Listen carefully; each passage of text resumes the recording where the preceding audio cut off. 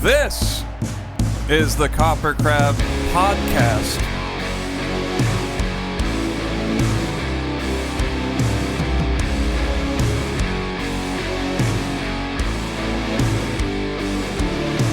That classic theme song action for you guys. Oh shit, I broke the rules. I was supposed to wait for the theme song to be over to start talking. We implemented a new rule today and it was just broken right away. Yeah. Immediately. You can't put a mic in front of me and expect me not to talk into it. I mean, getting a mic in front of your face is really liberating. I bet for you especially, because you, when you're on stage and, you know, in situations where there is someone with a microphone, you don't usually get one. Yeah, honestly, I had one once, or not once, but a few times when I did the solo thing. Oh, yeah. And I'm really glad I don't have to do that.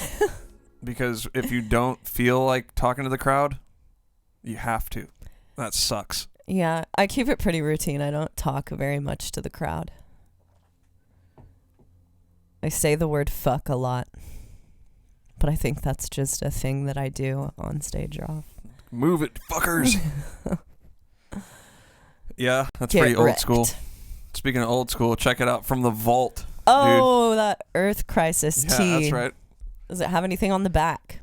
Yeah, it certainly does. Show us the back. All right, hold on a second. All right, sorry guys who are just listening to this. Can you see that? Oh, the new ethic. Now this war has two sides. Damn. Repping. Is Earth Crisis still playing shows? I believe they stopped for a while and then sort of rebanded. I wonder if they're playing European shows. You know how there are a lot of hardcore bands that are a little more old school. Yeah. And aren't necessarily touring the States a lot, but they're murdering in Europe. That's like older metal and hardcore retirement. Put me in that. Yeah, I want to do that now. Do you know the band Lionheart? I've heard the name. I just saw a festival, the Empiricon Festival lineup for Europe, and they are playing over like Whitechapel. Mm. And here, I don't think that would be the case. But yeah, it's always different. Yeah. It's also different country to country over there too, you know? It's not. Is it really? Well, yeah, I mean, it makes sense that it's different, but like when we went there, you know what I mean? Like you go country to country, that's like equivalent to going state to state here, and shows are different state to state, but it's not as extreme. Oh, I thought you were talking in reference to bands who headline over other bands. Because in Europe, you guys may not know this, in Europe and in the States, there is a drastic difference in bands that will headline over other bands. I mean, it's not that drastic. Like in size of band? Yeah. Yeah. Bands that are huge here may not be huge in Europe, and bands that are huge in Europe don't always do very well here in the States. Right. That's absolutely true. I wonder why that is. I guess just reach, label reach, or artist probably that, reach, and probably some bands don't go over to Europe early on. You know, they wait a long time. Yeah. That too. Like I remember Circa Survive didn't go to Europe for a long time. I think BT Bam might be like that as well. They just didn't go to Europe for a long time. But yeah. Well, at this point, they've gone a lot. Yeah. Obviously. Yeah, for sure. But we mean like far into their career. Yeah. Yeah, that's really interesting. The whole size of your band thing. Bands also, when they play festivals in Europe, are making a lot more money than over here. Yeah, like per show, you mean, or you're just talking about in general? Like it's worth it to do a festival run. Well, I guess it also goes back to size of your band. Let's not forget about that. Of course. Big bands in Europe, I believe, big metal bands specifically, are drawing a lot more. They're playing way huge fests. Like metal fests in Europe are a lot bigger. That's no secret. Or even in Canada. So obviously those bands are making more money when they're playing those shows. So a lot of bands you'll see during the summer, they go and hit that European festival market, which is good because they're gigantic fucking shows. Yeah. And sometimes if you're a smaller band like Animosity, when we went on tour with Converge, they played a bunch of those huge festivals, but we weren't on them. You know, we were just on the tour. We didn't get added to the festival. We did some of the festivals, but not all of them. Yeah. So some of the festivals we just got to hang out. So that was still cool. Still a win in my book. I remember you and Evan talking about a festival that you did that you didn't play. Yeah, this was one of the ones that we just hung out at. But you saw Amy Winehouse. Or you were eating next to Amy Winehouse. Yeah, and Wu-Tang Clan. And Wu-Tang. Yeah. That's fucking it was pretty sick. Yeah, it was pretty sick. It was a good day. Did you watch Amy Winehouse? I was on first name. I don't think so. First name basis with her. I saw her though in the food tent. So yeah. You could say things for her. That's one person I wish I could have seen live. I'm an Amy Winehouse fan. Back to Black. Yeah. Frank. Ooh, no, I saw her walking around. She was really small with her bodyguard or whatever. Yeah. It's funny how a lot of people in real life, because when you see people on a screen, they're so larger than life. And when you see them in real life, they're always smaller than you envision them being. They always look a little different. I've had people tell me that I was smaller than they thought. Me too. I was like, fuck you, dude. For real. Well, me too, because it probably seems like I'm really big, but I'm 5'2" and I weigh like 120 pounds, so I'm really fucking small. Yeah, not when you're standing up next to like Evan and stuff though, on stage. Well, then I look small. 6'3" or something. Yeah, or 6'4", I don't know how tall. He's tall as fuck. I remember it was specifically funny when Malcolm Pugh was in our band, and me in between Malcolm and Evan, because they're both such large dudes that it just... flanked by extremely tall dudes. I had to get an ego box, ego riser. That's right. That's the mark of being a true professional vocalist. Gotta have that ego box. Gotta get that ego riser. Is that like a derogatory thing to say about it? Like, do you think certain vocalists might hear that comment and be like, what the fuck, dude, it's not an ego box? Well, certain people hear certain things and are offended by every single thing that's said to them. So yes, of course, people are offended by that, but I think it's funny. Well, it is an ego riser. That's what it's called. It is. So. I'm trying to boost my ego up. I'm a small statured person. Yeah. Get me taller. I'm really glad I don't have to deal with that. I like just chilling in my domain. Well, I've always thought it would be cool because you just get to sit down the whole time. You're just max relaxing back there. I wouldn't say that I'm relaxing. It seems like it to me. Every time I look back at you, it seems like you're relaxed. Well, you know what? If I'm tired or something and not like really that... Well, I won't say that I'm not that into it, but if I'm just sort of, for whatever reason, don't really want to go crazy, then yeah, I can just kind of kick back and... chill. Take care of the beats. Well, I am actually jealous of people who don't use their voice, period, because whenever I get sick, I'm screwed. So right now, you feeling a little under the weather? Yeah, so right now I'm really We can hear you sick. sniffling a little bit. Yeah, so sorry if I'm sniffling, you guys. I made myself a nice juice. Check it out. I got a juice machine yesterday. So I've been just pumping out juices, and I have a nice orange and mostly ginger juice to knock it out of me. But spicy. Very spicy. Cayenne pepper. I'm having a kombucha with a hit of Cheney's juice in there. That CJ. So this is like the hippie, I guess, hippie podcast. No beer. Like, man, just we have. I was gonna say just grow your own plants and juice them, but we do that. I don't have plants grown right now because we just moved into the house, but I will be. Oh yeah. Are you gonna do that? You gonna make some garden a little bit? Of course, I have before. You know me. Yeah. I like to garden. I like to tend to the garden. We have a mint bush out there right now. There is mint out there currently? Yeah, there is mint, and it's getting bigger by the week. Yesterday I went and looked at it, and it's gigantic. That's awesome. Can you juice mint?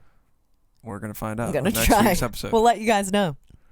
Oh, speaking of last week's episode, so it's the first Wait, this is the first episode of the year. First episode of the year, Okay, y'all. yeah. Oh. And spoiler alert, this isn't a spoiler alert, but we did go out for New Year's Eve. We were sitting in here. I can't believe that was only a week ago. Wait, so I know that seems like forever ago. So wait, last week we were saying, "Oh, we're not going to go out. Going out sucks." That was directly 1 week ago today. We didn't say going out sucks, but we were like, we have no plans. What are we going to do in Santa Cruz for New Year's Eve? So we went to a little brewery. Yeah. I went online. I did like a total, just something that a mom might do, like things to do on New Year's in Santa Cruz. And this brewery came up, and they're having a little party in there. They had DJs spinning vinyl. That was pretty cool. Shout out to Lupolo in Santa Cruz. Lupolos. They have really good beer. If you guys live around here, go check out Lupolo. There are a lot of good breweries in Santa Cruz, but that one's very good. It was awesome. But anyway, go ahead, Navene. We went to Lupolo's. We had to wait in a little line, which was kind of funny. It was like, reminded me of being in LA, because you don't have to wait in line here in Santa Cruz. There are no lines in Santa Cruz. Yeah. It was like cute. You know what I mean? It was like, oh, line. That's funny. It was cute, and it's so rare that there are lines here that people were all like talking about it, just baffled by the line. A line? How long have you guys been here? Yeah. We only stood in line for 5 minutes. But it was fun. And we drank some beers a little bit. Heard some tunes. There was a DJ spinning those discs. Real vinyl, by the way. Real vinyl, and it inspired me to get, what are those called, Navene? You're the technical wizard around here. Turntables. Okay, so it inspired me to get some turntables. I think I might, Well, you do have one, but that's not for DJing. No, and I don't want to try. No. Wait, so when a turntable is meant for spinning, what kind of needle? What's different about the needle that it won't dig into? It has a direct drive, like that spins the table, so you can, like on yours it just says 33 or 45. Yeah. So this one you can like slow it down and speed it up as much as you want to try to match the other record. And this is when you can slow it down and it won't affect I've the heard pitch. that you can do that. I don't know how that's possible. You can slow it down and it won't affect the pitch of the music. Allegedly. I've heard this. Well, magic. Wizardry. The rumors. So we went and did that, and then we went to the Red Room. And honestly, the Red Room is another place in Santa Cruz, but it's red in color. Honestly, we probably each had 4 drinks. I know, but the thing is, I was drinking during the podcast. So. Oh, God. Yeah. I just remembered that just now. Yeah. I had a wine at the podcast. I was like so hungover the next day, and I was like, what the hell happened? And then I felt like a train had run over me. I was drinking the toxic tea. Toxic. Oh. Right. It's all coming back to me, the toxic tea. We had a champagne toast at New Year's. Yeah, we did. And I'm not big on champagne. I think I gave mine away to someone else. I do not like the taste of champagne for some reason. It was horrible, and I haven't drank since New Year's. I guess it's not a big achievement. That's 1 week, but yeah, I mean, I've been repulsed by alcohol, hence the kombucha. I have too. I was hungover for probably 2 days. Yeah. And no bullshit. I don't know. I don't drink very much in the first place, so I just figured that was why I was knocked out of my... I slept till 4:30 p.m. Yeah, it was rough. Dude, it was a rough day. It's horrible. You know how when you were younger and you got a hangover, well, for me, it just was kind of easier to actually get out of bed and make things happen. Like even with the headache, I could get through it. But now when I'm hungover, I just want to lay in bed all day and order Chinese food. Yeah. Greasy Chinese food. It's always been pretty bad for me, honestly, every time I've been hungover. Wow. Well, maybe it's because you spent like 10 years in straight edge. Yeah. Vegan. 10 years in vegan straight edge. Wow. I'm not used to the hence toxins. The Earth crisis. I'm not used to the toxins in my body. Dude, my sensitive body. I don't like that toxins into my body. Well, that's why we drink this juice. Yeah, so we're undoing all that by simply having a kombucha and a juice. Yeah, that's all you need. It is all you need. And let me tell you, if you have never had experience with a juicer, you don't need to be some healthy person to have a juicer. You can make... it's changing my life. First of all, I've saved $24 so far. Damn. I've counted. I got this juicer yesterday. Buying a juice. That's not including the price of the fruit, right? Yeah. Okay. I don't. Don't spoil my fun. Okay. So and I've cost saved. of juicer. Yeah. I've saved no money. But we're in the hole $1,000. We're in the hole because of my juicing addiction. But you can have all kinds of fresh juice. Fresh juice is delicious. You don't have to go buy yourself some Sunny D or some sugary shit from the store. I back it. No, I like it. I mean, it's the best. And honestly, if it weren't for your mom, then I probably wouldn't have a juicer because she's so into juicing. Shout out to Amy, Juice Queen. Shout out, Juice Queen. I'm trying to at least be the empress or the princess of Juicetown. I think you can do that. I think I can too. Does my voice sound weird? Not to me, but to others. Maybe to the people listening, it might sound a little... It feels funny. a little croakier than normal, but yeah. So we've been writing music, and I was. Oh shit! I was We've been recording. That's right. Cat's out of the bag. But We've been recording, motherfucking music. Yeah. All right. In the house, and it's been sick. It's been so sick, but I haven't. I've only been able to write and put down really weird sounding demos because my vocals are just. When I lose my voice, my register just gets a little wonky. Like, there's certain... I do this pitched scream thing that I can't nail. Yeah. It's harder. It makes sense. It's harder. Yeah. Accuracy is harder.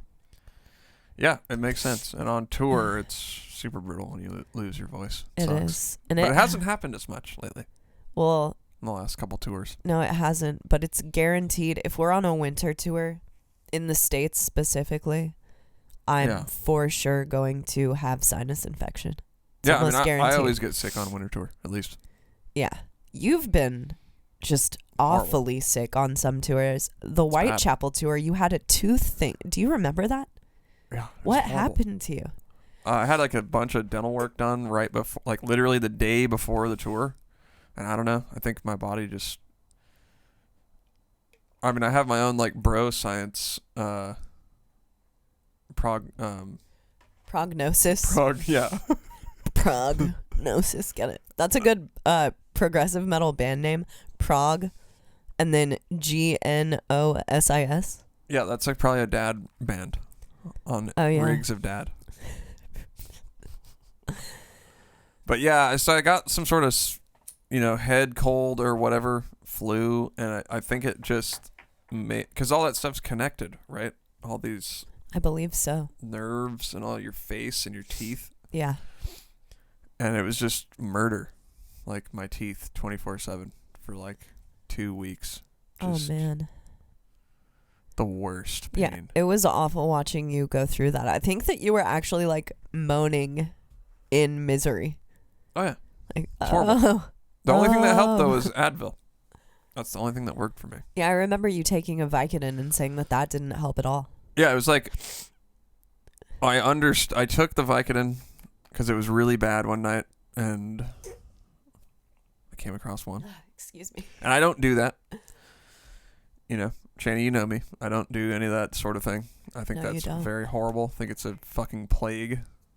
It is a plague. It is a plague. Epidemic, and it really is. Seriously, fuck the opioid epidemic. I go on complete rants about this to Navene all the time. Man. I mean, it is really a problem, and I don't hear people talking about it enough, to be honest with you. I don't either. I feel like some people talk about it. People are very aware because heroin is such a... Yeah. People are aware. We know it's happening, but I do feel like we hear about things like gun control and other things like that a million times more than we hear about the opioid crisis. Things that actually take more lives than almost any other thing. Right. I think I don't really know the exact statistic, but I know it's like car accidents, opioids and suicides and obesity. And you know what the Are up highest, the greatest common factor in all of those things is alcohol. Yeah. So, I mean. So what the fuck? We got a lot of problems. But anyway, so that being said, I don't recreationally use those type of drugs. Uh-huh. But I was in a lot of pain and I took one. And yeah, I was like, okay, this is awesome. Obviously, you know, it's a great feeling to be high on that drug. Yeah, it makes you high. That's and what I was like, okay, I'm never doing this again. And honestly, Advil worked better for me. Like I still felt the pain. I just didn't really care anymore when I was on the Vicodin. Yeah.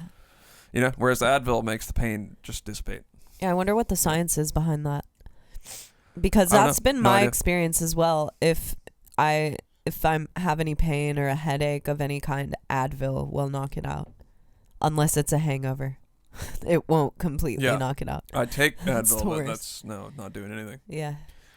Yeah, I mean, I have hangovers so bad that I can like remember a bunch of hangovers from years ago. You know, just legendary ones. Yeah, I can remember them from the more recent years, but when I was super young, I only remember one hangover. I remember this one time, it was Cinco de Mayo. Uh-huh. And I drank a shitload of margaritas with my friend Nick. And I had to go to work the next day. Oh my God. I remember I was like so fucking thrashed hungover. And, you know, my work is like skilled labor, installing draperies and shades and stuff. And I remember just playing it all cool in front of the client, like, yeah, totally. And then when they would leave the room, I'd just have my head on my ladder, like,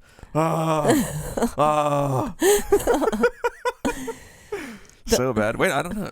I hope no one's listening to this who I work for. Oh, no. Well, you don't do that anymore. Yeah, it's a long time ago, okay? Party days. The worst hangover I remember from when I was younger. Okay, so my band I was opening a show for The Ghost Inside in Iowa City. And it was one of the first times that I had hung out with my sister, Rainey, which is a whole nother story.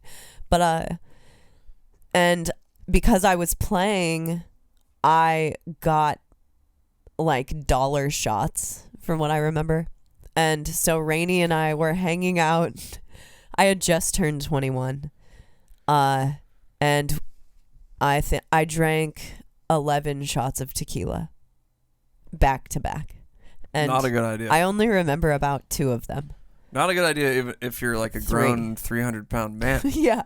Horrible idea if you're me. There were stairs in the venue and I was walking down the stairs and I somehow smashed my head into the wall. Somehow. I have no idea how. Somehow. I think I fell down the stairs. There was something obviously you weren't in your right catastrophic that happened to me Motor between skills me and impaired. the stairs. And then I rode home with my best friend and I puked all over myself. Nice. Not a good look. Classic. This was this was over a decade ago. So this is before Navene was there with a little bag, like boom. Don't judge me. You are always right? there for me, babe. If I right? need to vom, because I think we've talked about that. We've talked about. Oh, we've talked about how I'm a notorious vom. I'll be like, oh shit, vomiter. Chaney's getting loose tonight. Well, also I'm going to find a bag when this goes south. Also, it's the riding in cars thing because I get such horrible motion sickness in the first place that if I get in a car and I've had anything to drink, it just sends me. Yeah, it's over. Like, I remember one of the first times I rode in a car with your grandparents. Your grandpa was driving and we were in the back seat and I threw up. And he was driving straight. It was in a straight line. My motion sickness is awful. Oh, speaking of my grandpa. Oh, yeah. So my grandpa, Henry Koperweis, is a Holocaust survivor. That's right. And he moved here a few years after the war from Poland. Moved to New York, raised a family. Rest is history. I won't go too far into it. But my dad has written a short book about his story from when he was a kid through the Holocaust. And that book is now available for pre-order on Amazon. Yeah. It's called Every Last Jew. It's by Mark Koperweis. Yeah. Wait, I should go grab it. Go grab it. You guys should really check this book out. Yo, Navene, you want to switch that camera before you go? Oh, yeah. You guys should really check it out. We don't want to go too far into it. I would like to get Navene's dad on the podcast at some point to talk about the book, but it's a really, really crazy story. Navene's grandfather basically escaped death as the American soldiers, like the German soldiers caught word that the American soldiers were coming on to the camp, right, Navene? Dachau is where he was liberated from. Yes. And right. The Nazis started murdering all of the people in Dachau. Yeah. They put them all on a train, and because they were trying to cover up what was going on there. So they put everybody on a train, including my grandfather. Here's the book, by the way. And they let him out, took him into the mountains, and started opening fire. Seriously. And he hit the deck and somehow got away, and hid in a barn for a few days, and was liberated. Some American soldiers came through. The Black Panthers specifically. Yeah. It was the first time that he had seen a black person, and they were like, "You're free." And it was his birthday. Yeah. How old was he on the birthday he was liberated on? 18. Wow. 18. 14 to 18 was his experience. Holy shit. Yeah. And I mean, you guys can look up Dachau. It's a very famous concentration camp. I mean, there are horrific things done at all concentration camps. Yeah. It's horrible. I went there. Yeah. Yeah, you're the only person in your family who has returned. Yep, only one. Only Koperweis to go back to Germany. And how did it feel when you went? It felt bad, to be honest with you. I hated it. Yeah, could you feel it? Could you feel something? Yeah, for sure. I mean, I just after I went, I was like, yeah, I don't want to do that again. That sucked. Yeah. Like I also thought it was kind of just strange, to be honest with you. That it's still.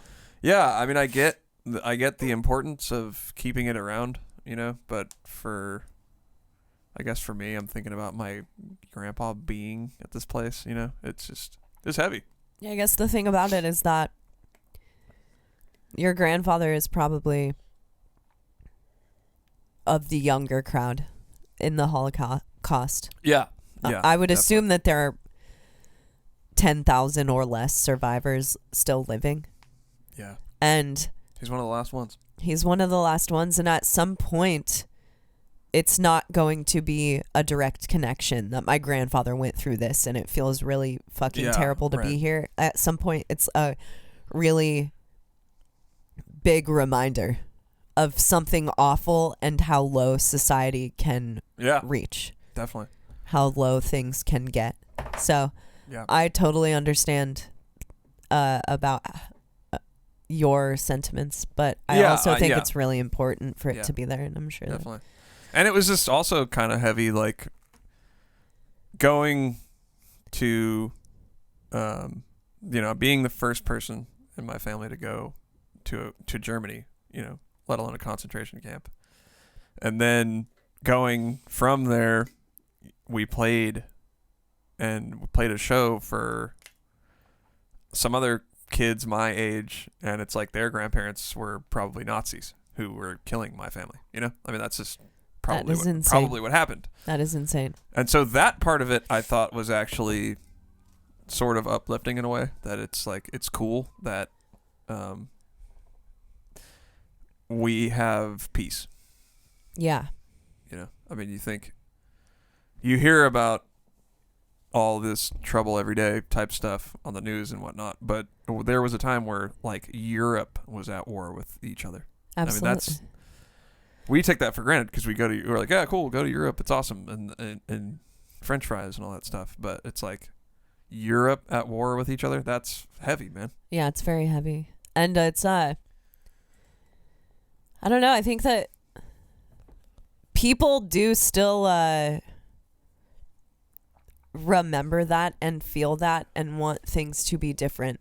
I mean, we had a conversation with one of our German friends about the Holocaust, and she's our age, and she was in tears. And that type of thing is indicative of the change that has happened in this world. Yeah, definitely. You are a descendant of Jews. Yeah. She is German. She is a descendant of people who were involved in the war, and that you are now talking to each other, and she is. Yeah, that's good. It's good, and I don't personally feel like involved in that history. You know? I know part of me is connected to it for sure, but it's not like if I found out that girl's grandparents were, whatever, high up Nazi generals, I wouldn't think anything of her. Of course not. It I doesn't wouldn't have either. anything to do with us, really. Absolutely not. I totally agree with you. I think I that wouldn't holding think on anything. to intergenerational stuff like that is bad for you. I absolutely agree. Well, I think that holding on to most trauma is bad for you, honestly. So. I was listening to, God, I think I was watching like a Crosby, Stills and Nash documentary a few weeks ago. Yeah, and David Crosby started talking about how there are just different types of people in this world, and some people will hold on to a trauma and take it with them forever, and that defines their entire life. Yeah. I don't even know if he was referring to trauma, but this is where I took it. Yeah. Some people will take that shit and hold on to it for their entire life, and it defines them and it becomes them. And other people are able to take it and just drop it. Take every trauma that happens and just kind of drop it there and move on and accept that those things aren't who we are. Yeah. And I personally want to aim to be the type of person who does not hold on to those type of traumatic events. And I think that you feeling that disconnection is honestly kind of important. And yeah, but I mean, I didn't go through anything terrible. Like you didn't go through anything terrible. However, other people wouldn't agree with you. Yeah, some people would try to sort of, I don't know, participate in the. I don't really know how to explain it, but I just don't see the point in if I'm gonna like hold a grudge against Germany or something like that. Yeah. What's the point? I mean, if somebody was in line with the sentiments of what caused all that, then yeah, we have a problem there. Yeah. But I mean, if there's somebody who's broke down in tears because they felt bad about whatever their family might have been a part of, then yeah, that's like, we're cool. It's all good. Totally. Well, I guess what I'm saying is that you can pull that back into anything in life. Of course, any other trauma that I'm referring to isn't going to be as extreme for the most part as going through something like that. And that I don't even understand how people were able to get on with their lives. My grandpa especially. Like, he's such a well put together dude. I just don't get it. I can't imagine going through something that terrible. Yeah. I guess that you just losing basically your whole family. Losing your entire family. I guess, I don't know. I guess that you just have to let it go. That's the ultimate form of letting go. I mean, he moved here. He prospered.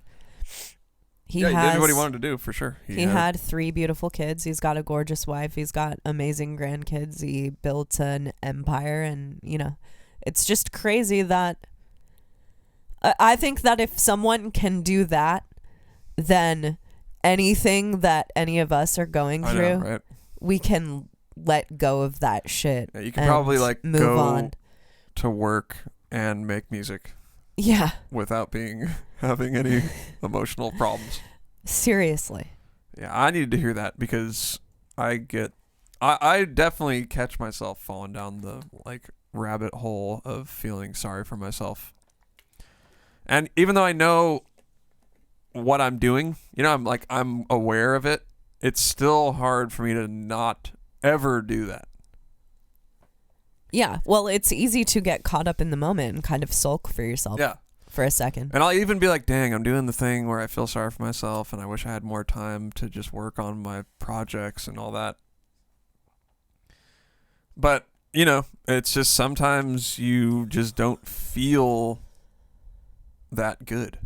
It's very true. Of course you don't. And that's kind of okay, I guess. We're human. We're meant to have ups and downs. That's what life is.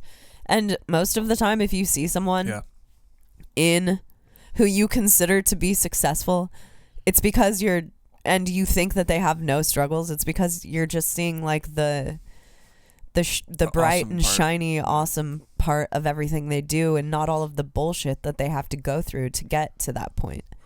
Everything takes work. Everything takes time. Everything takes patience. And most of life is about perspective.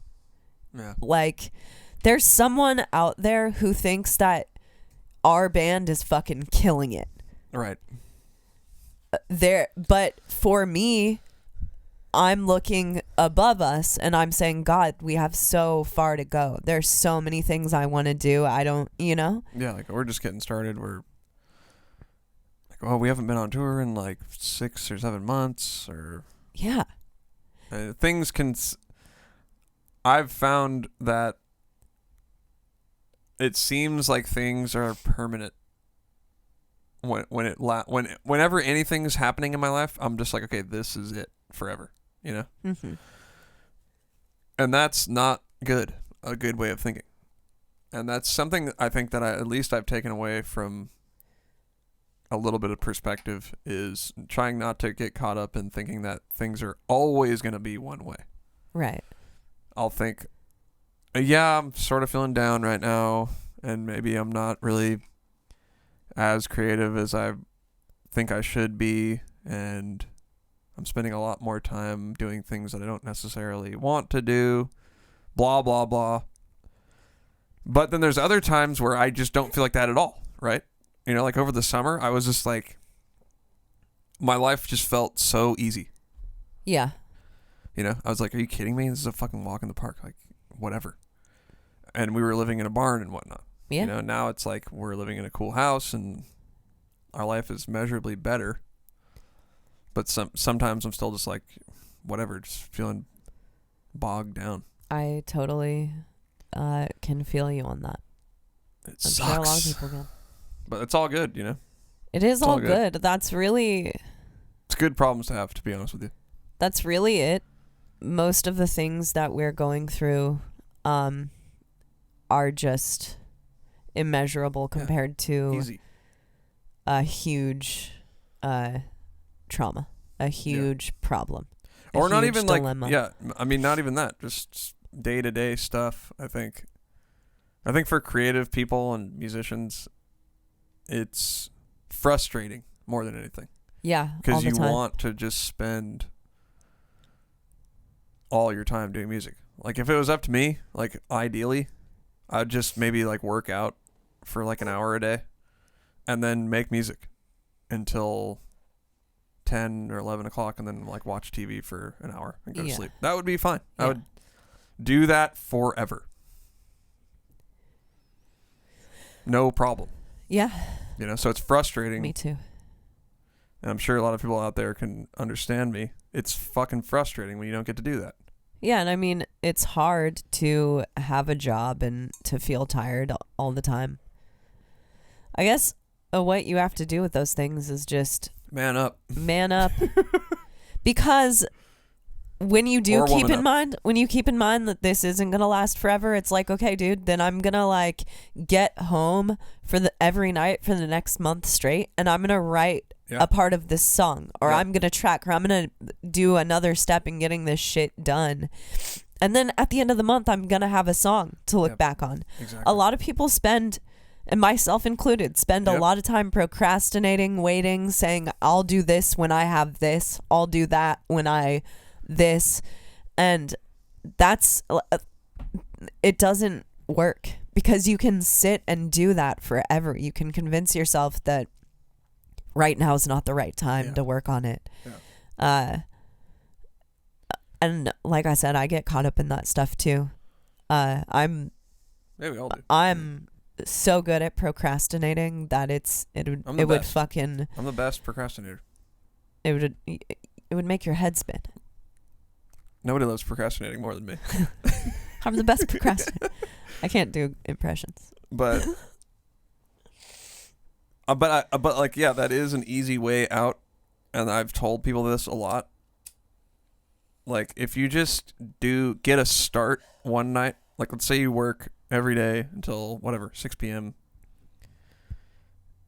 Do a little bit. It could be as easy as like, okay, I'm just gonna open up my recording program. I'm just gonna open it up. Open it up. Oh, cool. Lo and behold, I wrote a riff. Nice. Totally. Because once you get the ball in motion, things that get in motion tend to stay in motion, right? That's science. So, bro science. It's true though, Oh, absolutely. Like when you start going to the gym, it's hard at first, science. then you get on a roll and now you're in the gym. No big deal. It's the same thing with the music stuff. Yeah, it's totally you just true. gotta get the ball rolling. Like when we want to make a new song or something, it's sort of hard at first. And then once I get in the swing of it, it's like, okay, I'm in the swing of this. Totally. I got this going. Today I was sick and I told myself I wasn't going to work on any music, but then I got home and I sat down at my computer and I got a whole phrase written that I did not have yesterday. I can't wait for people to hear this stuff that we're working on. Me either. It's just so cool to me. Sick. People always say that this is the best thing they've ever done, and I don't know if it's the best thing that we've ever done. To me, it is. To me, every new thing we do is always going to be the best thing we've ever done. And it's pretty cool. It's really, I mean, to me, it's really fucking cool. But I'm excited for people to hear it. No details. No deets. Nope. You will know sooner than you think. So episode 13, Chaney. I bet they didn't think we'd last this long. There's haters out there. Are there? Me, mainly. Me too. By they, we mean us. Yeah. That's 13 you weeks, guys, You guys seriously have been some of the most encouraging bunch of all. It's so cool hearing feedback about our podcast and hearing people talk about our podcast to us. Thank you guys so much for listening. I know I say that all the time, or this all the time, but I really just can't believe that people care about us talking about music. It's just so cool. And thank you for all right, so something that we haven't done in a little while, right? I don't think so, yeah. We haven't done questions in a couple of episodes. So let's take a couple of these bad boys. We're kind of late into the episode already. Oh, yeah? How far are we? 45 minutos. Zam. Okay. All right, let's do Cade's question first. All right. In a previous episode, hey, Cade. Shout out to Cade. What Cade says is, in a previous episode, you guys recommended Rezo, and I've been listening to his music nonstop, it seems like. Are there any similar artists you would recommend? Yeah, so Rezo is really cool because he's electronic, kind of heavier, sometimes drum and bass but dubstep-ish, if you will. But he's like a very musician-y mind type dude. He loves metal. I've met Homeboy at IRL, hung out with him, cool dude. He plays drums. Have you ever seen him live? We saw him in LA. Yeah, I think that you were not there one time that I saw him. Yeah. I've seen him twice. I think that time that you guys went was like better. Oh. But anyway, he's got sort of a cool jazzy sound to his stuff. So it's going to be hard to find a guy exactly like Rezo, but I could recommend to you, I would say check out Audica. That's Audeka. Siriusmo is really good, but Siriusmo is cool melodically. The production is nothing like Rezo, so I don't know if that really carries over. No, it's not. However, Siriusmo, if you guys are into what we do and you're into something like Rezo, then I think that Siriusmo is really going to be up your alley. Yeah. And then, dude, Siriusmo is one of my the best favorites. So, and in And I'd Navene's. also check out. I mean, just check out the playlist that we made. Yeah, we have Like a it's got a playlist bunch up. of stuff like Rezo on there. Yeah, we'll link it in this. Yeah, that was our 2019 top. No, 2000. The 2010s top picks. Yeah, we need to make like some other type of playlists. I think we would probably make a good metal playlist and for real. some of the bands that we talk about Okay, on here. let's do next episode. Let's do our top 20 metal songs to kick off. Oh, 20. damn. What's Top 20 metal songs? That would be so sick. Of all time. I'm so down to do that. Let's do it. Because, yeah. Fuck yeah. Since that one list, it wasn't very metal. It wasn't a whole lot of metal. It wasn't a whole lot of metal, and we said in the episode, the reason why is because Navene and I are both in our 30s. Yeah. When we started listening to metal, we were teenagers. So, when you start listening to things, usually the stuff that you get hit with first is what's going to impact you the most. Right. So I was being impacted by a lot of other kinds of music in the 2010s. Me too. Not that I didn't love metal. There was a lot of really good metal, and some of the metal from the 2010s might end up on will definitely end up on my list. Agree. So Agree. I can't wait for that episode. Next episode, we're going to do maybe top 20. That's going to be hard. All right. So here's a bit of a doozy, but let's get into it. All right. This is from our friend Tim. Not Tim, the bass player. Not Tim Walker. If he asked a question. Hey, when are we going on tour again? Yeah. Hey guys, just writing in. Wanted to know about. Okay, so this says, "Hey guys, I wanted to write in because I've been lazily putting it off for weeks now." But here we go. Procrastination. There we go. So if you're procrastinating on questions, shoot that shit in. Quit it. My name is Tim Buel. I guess he wanted himself to be known, so. Hey Tim. His full name, I mean, that is. Yeah, he probably does. Wasn't If worried. you read the rest of the question, it'll all make sense. And I'm a musician and artist from Southern California. I have been listening and following Navene since back when he was with Animals, and overjoyed when y'all formed Entheos. Is it funny to you, before we finish this question, when people say back into Animals as leaders? Yeah. Because to me, that's not back. You got to go all the way back to Animosity. Or like Hoods. When someone goes, I knew you from back in Hoods, Then that's it's when like, they're damn, OG this dude's as fuck. legit a dad. Definitely has his kid at the show with those soundproof Yeah. headphones on. Yeah. Respect, by the way. Yeah. Such a wonderful match. Keep the fire going. We're trying to, brother. Thanks, man. Thank you. I wanted to thank you for the podcast. I've been finding it an invaluable part of my work week. Wow, that's pretty cool. That's awesome. That's cool that we can give back, because I listen to podcasts all the time. Me too. I'm also an underground musician and have benefited immensely from all the advice, stories, cautionary tales, and more that you offer on the show every single week. Wow, Thanks, man. that's awesome. I legitimately felt a strange absence when you guys took a week off for the holidays. LOL. I absolutely love Entheos' DIY approach, and knowing that my merchandise has come hand-packed from Chaney, that makes it much more valuable to me. That's Thank right, you. bitches. I pack all that merch. Yeah, so people that don't know, That's Chaney right. is up in here. The podcast room is also our merch shipping warehouse. That's right. So KoperCrabb HQ. So you can get a handwritten note from Chaney. only if you leave a note to me. If you leave a note to the band in the comments section when you buy some merch, or to the podcast, you will probably get a handwritten All right, note so from hey, me. And you I can want a guarantee you I have some of the best goddamn handwriting you've ever seen. She's so got cool handwriting. you if you might want to see want- it. Why don't you go buy something? to see my handwriting, you got to go buy some shit. Buy a mug. I don't have one handy, but we got mugs. We got mugs. We got all kind of shit. And we have a really cool t-shirt for the podcast coming up soon Sick. that our homie is drawing. Sorry, my nose is getting more stuffed by the second. All right, well, let's just do this question and then we'll be about this Yeah. biatch. My main... Well, this is sort of weird. My main side gig... I don't know how you have a main side...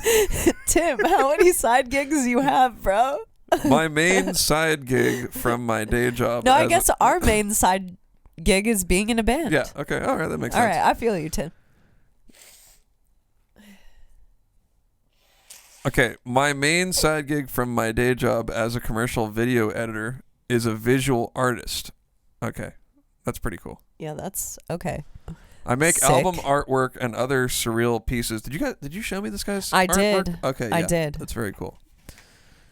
For bands to purchase for their record covers. I have been beyond fortunate enough to work with some incredible musicians from around the world, and I'm looking forward for more. It is truly a side of the music industry I did not know I was going to be a part of, and I am grateful that I have been. I've worked with bands. He's mentioning some bands. I guess my question for you guys is, what other ways do you recommend finding other independent bands to work with? I have been trying my best to market myself through social media and even paying for ads here and there, but it seems that I actually get my best work through word of mouth. Of course, everyone does. Yeah. Back to the question from bands I work with. I have affordable pricing, and I'm always able to work with budgets and such, but I really want to make 2020 the year where I work with as many bands as I can. Any feedback would be amazing. I just wanted to shoot my question your way and see if you guys had any thoughts. And he is Check Tim's a.space.monkey on the Instagrams. Yeah, so go check his shit out. And also aspacemonkey.com. We'll link it in the details for this video. See what you get? You message into this show, you get a free ad. Free ads. That's a free We're ad. giving away it's ads. free ads for you. Yeah, for you, Tim. Was it Jim? It was Jim. Free ads for you, Tim. Yeah, dude. I definitely have some feedback. I don't know if Navene will really have as much feedback on this as me because he's the play riffs. Musical brains behind the operation. I got a couple things to say. Yeah, I'm sure you do, babe. Sure you do. Damn, not the Navene appreciation episode.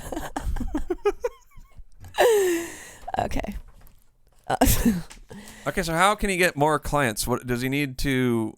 Okay, yeah, I forgot Bug about the people? question for the second. Don't Like hit them up on Instagram all the time in their DMs? No, definitely don't do that. Do That's not fucking annoying. invite people to like your page right after you become friends with them either. God damn it! Why would you do that?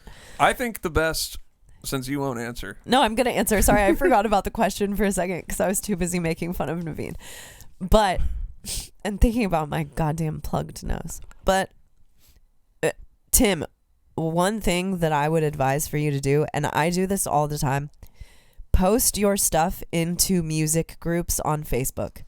Also, post your stuff on Reddit. So get creative also with learn, where you post. I'm sure right? I checked out your stuff, and I think you probably use hashtags, but start hashtagging like the type of bands that you want to use on Instagram. And just copy those hashtags and do like a little notepad. Yeah. And then you just copy, paste at the bottom of every post. Yeah. That stuff the groups have worked for me a lot. Because it's real people in those groups. It's normally a shit ton of people who are also in bands, who are underground musician types, and they're looking for artwork. That's a good idea. Man. I looked at your art specifically, and I'm like, dude, you got to be posting up in this gent group on Facebook. You need to post in the technical death metal, progressive metal community. Shout out to those groups. What I do, I will go and just type into the search bar any of those keywords, gent, technical death metal, progressive metal, and I'll join those groups. There you go.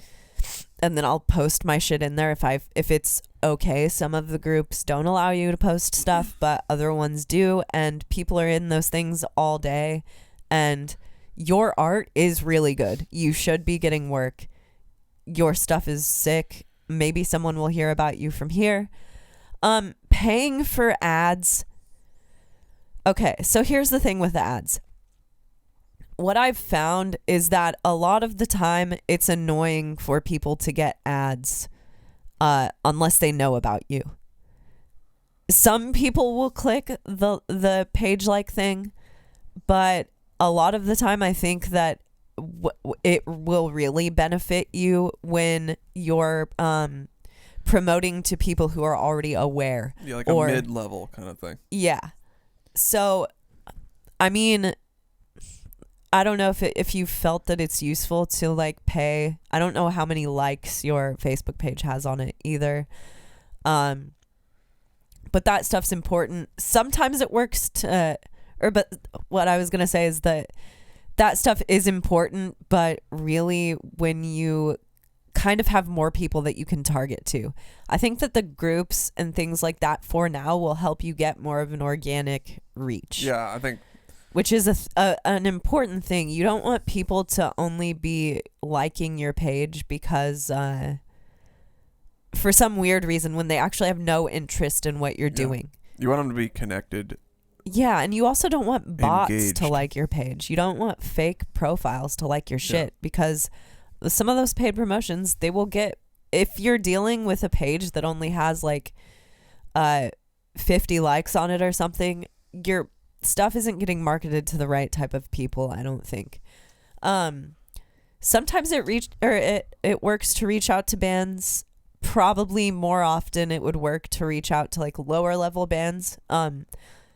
But sometimes it also works to reach out to big bands. We're in the band community. We are all looking for art every day. Yeah. I can assure you right now there's someone looking for art. And I would also say because people have hit up my page before, just kind of like, yo, dude, I want to do a video or something like that. And I'm like, oh, that's cool. And then they hit me with some price that's like enormous. Yeah. Right. So I think if you're gonna hit someone up, hook them up. Right. Yeah. And like if I was doing the art, I would say I'd want to make sure that I'm maintaining some form of consistency. Uh-huh. So that's like, if I haven't had a band put out anything with my art on it in what seems like a long time, maybe like, I don't know, 6 months to a year or something like that. It's like, let's make sure that there's releases coming out with that artwork on it. Yeah. So maybe it's like, hey, hit up a band. Hey, I've got like some pre-made stuff. It's kind of just sitting here. I'd love for a band to use it. You know, I'd be willing to like super hook you guys up if you'd use it and shout me out. You know, like if a band did that to me or our Entheos, we'd be like, and we liked the art, you know? So obviously make sure that your art is sick. This guy is sick. So that's not a problem. But yeah, you know, that is more important than anything. Yeah, that's the one thing that you gotta have first is that. have the sick art, the sick music, or whatever you're marketing. You want it to be sick. But yeah, there's nothing wrong with being like, hey, I just want this art to go to use. No, not at all. You know, and maybe even for a bigger band, hey, I'll give you a free fucking piece. You know? Like if a big band was like, yeah, oh, we're having a tour flyer come out this month and we need artwork for it or whatever. You know what I mean? Like it's not necessary that you're going to get a cover every time. Yeah. Because bands need artwork for all types of different stuff. Right. Shirts. I mean, God, how many shirts do bands go through? Exactly. We're all looking for shirt designs all the time. I can assure you of that. So just making sure that there's the consistent but if you're doing release that, coming out. if you're going to go with the like spamming people type thing, one thing, because I'm usually the person in our specific band that checks all that shit, and what would appeal to me, first of all, I do look through all of the art. If people send us the spammy stuff, I still look through it. I don't care. But what would appeal to me is if when you sent that art to me, you already had my band's logo on it. That would appeal to me. Damn, that would be sick. So if you can find the band's logo, or if you just want to do a plain font logo, if the art would look better with plain font, put the band's name on the goddamn shirt, because then it makes us really be able to visualize how sick the shirt could be. That's a cool angle. That's like hard to say no to that. I mean, hey, I've already got the fucking thing for you. Especially if it looks good and it fits with the vibe of the band. You know, you probably know with your art what bands are in that like realm of artwork, and you should be hitting them up. And all it takes is to get in with a few bigger bands, and then totally you're gonna get more. And when you are doing things like this, because here's what's worked the best with me, is work fast. Yeah. Prompt. If you're getting work done, or if someone's getting work done from you, work fast. What I will say about Alex Goulet, who does art for our band, he does art for Despised Icon, Lorna Shore, Muldrotha, a million other bands. He is so fast. His turnaround is so fast. And the first time I had him work on something, which is this awesome Entheos like retro design, he had the design to me the next day after I explained to him what I wanted. And that, after he did that, I told Navene, I'm working with this guy forever. He's always going to be involved in our art, in our thing. Yeah. For shirts or for whatever else, because he works so quickly. And be open to, what's the word I'm looking for? The band making comments on your artwork. Be open to changing things if they want it changed. He is amazing at that. And a lot of other artists that we've worked with are amazing at that. But he's just who I've been working with the most recently. And he's fantastic at it. So if you are someone out there who's trying to work for bands, make sure your turnover is quick. And that's in anything, honestly. Yeah, that's why I have no work, because I'm not good with notes and not fast. You like doing your own thing.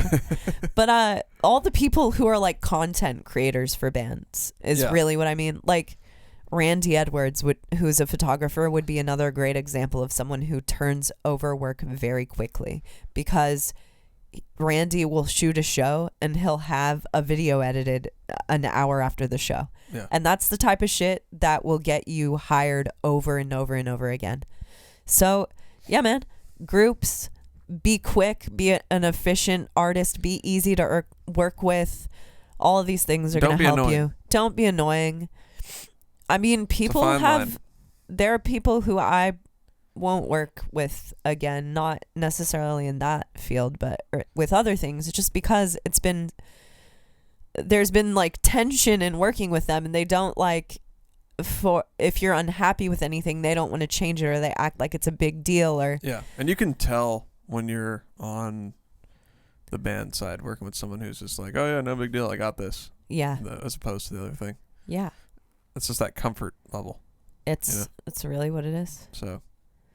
So yeah, it is what it is. And hopefully we can help you a little bit. Again, check out Tim's Instagram at a.space.monkey and aspacemonkey.com. We'll link that in the Ace of Bass Monkey. Ace of Bass Monkey.